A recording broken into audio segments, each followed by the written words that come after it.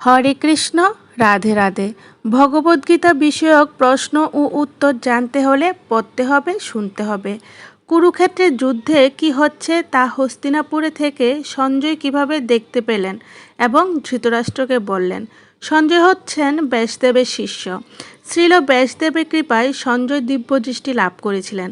ফলে কুরুক্ষেত্রের রণাঙ্গনে কি হচ্ছে তা সব তিনি দর্শন করতে সক্ষম হয়েছিলেন।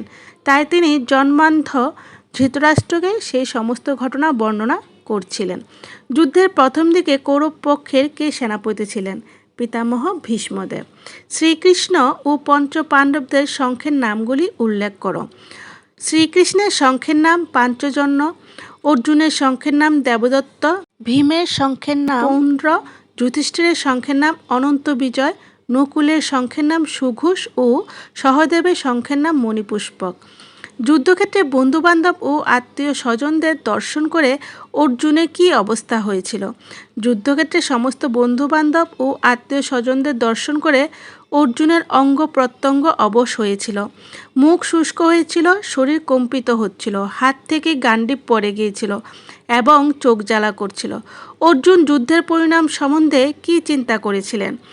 অর্জুন মনে করেছিলেন যে উপস্থিত বংশের প্রবীণ সদস্যরা নিহত হলে কুলক্ষয় হবে, কুলক্ষয় হলে সনাতন কুলধর্ম বিনষ্ট হবে, সনাতন কুলধর্ম বিনষ্ট হলে সমস্ত বংশ অধর্মে আবির্ভূত হবে, অধর্মের দ্বারা আবির্ভূত হলে কুলবধূগণ বেবিচারী হবে, কুলন্ত্রীগণ বেবিচারী হলে বর্ণসংকর অর্থাৎ অবাঞ্ছিত সন্তান উৎপন্ন হবে, বর্ণসংকরের উৎপত্তির ফলে কুলে পিণ্ডদান ও তর্পণ ক্রিয়া লোপ পাবে, তার ফলে পিতৃপুরুষরা নরকগামী হবেন। জয় গীতা, জয় শ্রীকৃষ্ণ।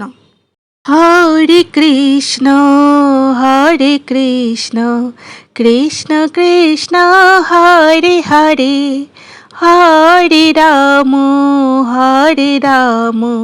রাম রাম হরে হরে, হরে কৃষ্ণ। রাধে রাধে।